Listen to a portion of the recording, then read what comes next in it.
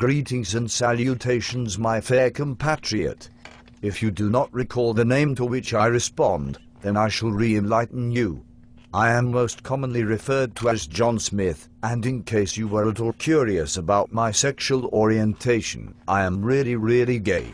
In order to effectively illustrate and articulate exactly how violently homosexual my spontaneous instinctive actions can prove to be, I must provide you with an anecdote verbalizing a specific event that transpired just the other day.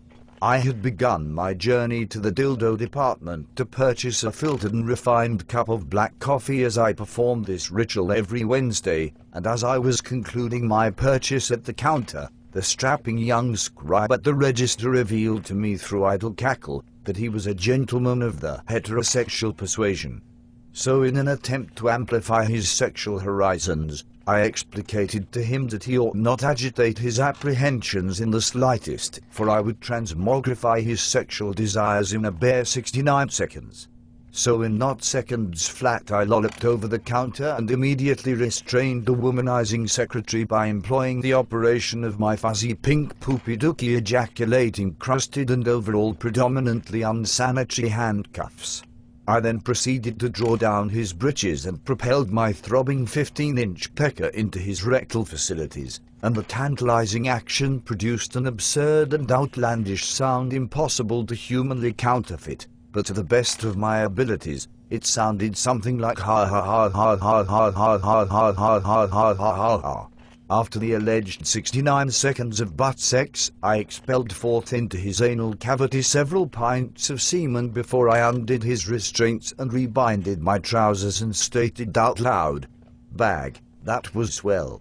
Now that you are plumb informed of my anomalous day-to-day exploits and other activities, perhaps now you will be further steeled to accept my genuine rationale as to why when I traverse to the marketplace and fast food restaurants during my lunchtime recess I do not return with any provisions to share with my Confederate co-workers such as yourself. Hark, for exemplification, when I trek to McDonald's, I request a burger. One might ordinarily consider this a humble and rather unremarkable request, but I guarantee you that I do not order just any old garden variety burger, but a burger that contains not only dairy product and poultry coupled by various artificial vegetables and condiments layered between sesame bun, but also several samples of human excrement as well as urine, ejaculate, and blood, all provided specially by the manager as replacement for the drab habitual ingredients. I do not consume these wretched concoctions for their sickening savor, but because. That is all, verily, because.